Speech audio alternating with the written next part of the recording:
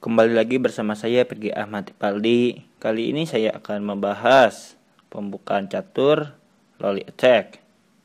Kali ini saya akan membahas variasi dari pembukaan catur loli attack, tonight defense, pertahanan dua kuda.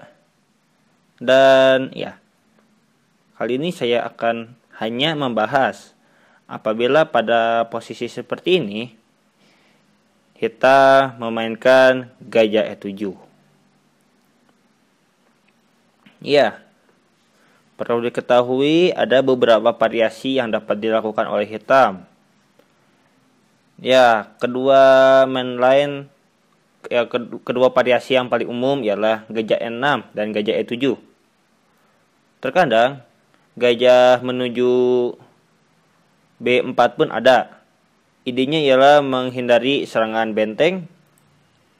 Tetapi karena di sini pion dapat bergerak menuju A3. Terkadang gajah menuju B4 tidak begitu baik. Karena apabila gajah mundur, maka pion dapat maju menuju B4. Langsung saja.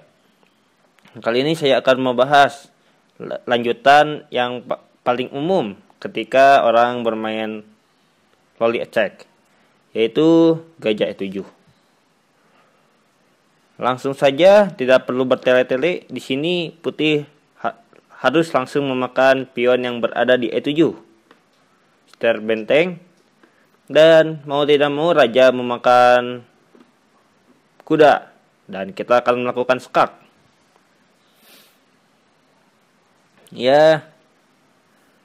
Di sini sudah jelas bahwa hitam dapat memblokade skak, tetapi karena kuda di sini menggantung, jadi saya tidak menjalankan. Maksudnya ialah di sini kuda hitam pun akan kehilangan atau terambil. Jadi kita tidak rugi-rugi sekali. Sayangnya itulah langkah yang baik yang dapat dilakukan oleh hitam.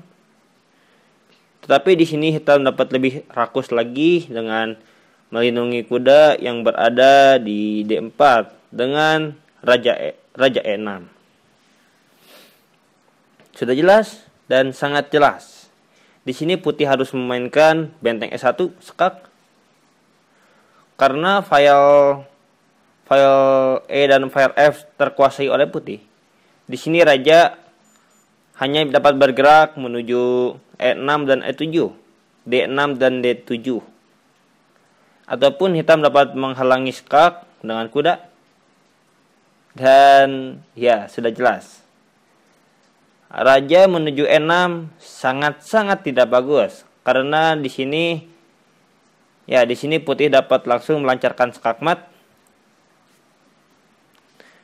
Tetapi raja menuju E7 pun sangat tidak bagus, karena setelah skak, raja menghindar dan skak lagi.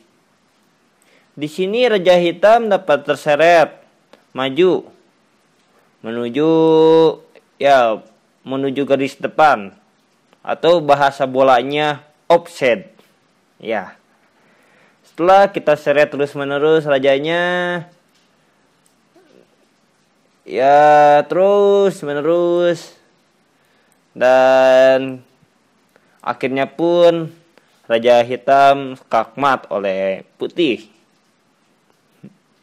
Lucunya di sini raja hitam skakmat oleh pion, dan sayangnya pasukan hitam tidak dapat berbuat apa-apa. Jadi ini cukup dilema menurut saya. Jadi sudah pasti bahwa raja di sini tidak dapat bergerak. Jadi langkah terbaik ialah melindungi raja dengan kuda, yaitu kuda E5. Seperti ini kira-kira.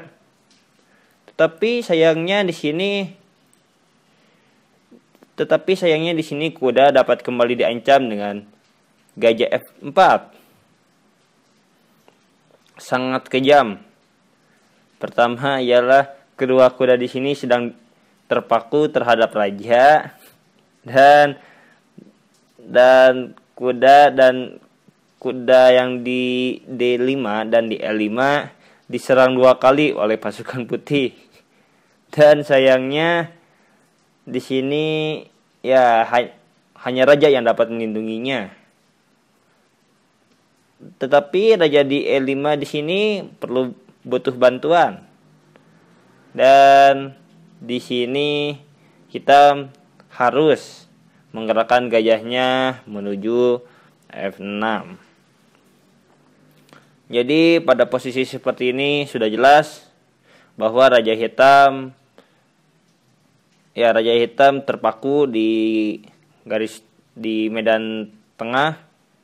Jadi mau tidak mau raja harus ikut membantu dalam hal bertahan. Dan ya, putih dapat melakukan gerakan yang sangat baik di sini. Sudah jelas dan sangat jelas. Kalian dapat mencoba untuk mencari tahu apa langkah terbaik yang dapat dilakukan oleh putih saat ini.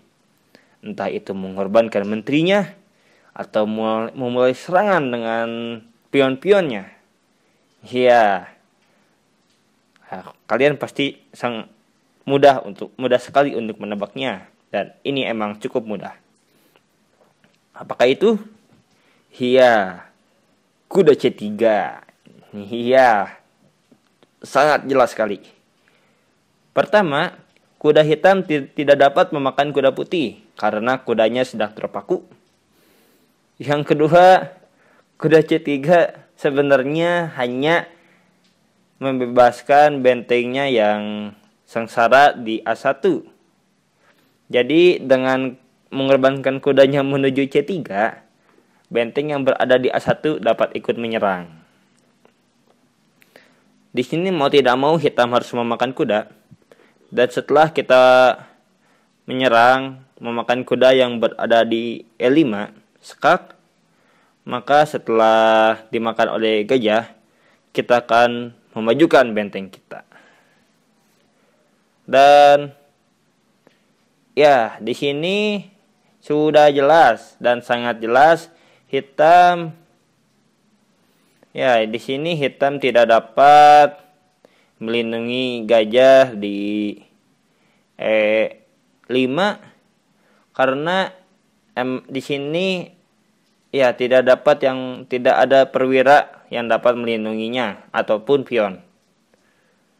Apalagi di sini menteri sudah pasti tidak dapat melindungi kuda dan gajah sekaligus. Misalnya menteri menuju D6. Kita hanya perlu untuk memakan dan skak. Ya, sudah jelas bahwa apabila menteri memakan benteng, kita hanya perlu memakan menteri, dan akhirnya kita akan memakan kuda yang menggantung. Jadi kuda di sini harus bergerak. Raja di sini harus bergerak. Tetapi ya, sudah jelas bahwa kuda di sini akan tewas pada gerakan selanjutnya. Jadi sudah jelas bahwa lolly attack ini sangat berbahaya. Gerakan sederhana seperti gajah E7 pun akan sangat fatal di hadapan pembukaan lolly attack. Jadi sekian lolly attack variasi gajah E7. Mohon maaf ya bila ada kesalahan. Please subscribe-nya dan sampai jumpa.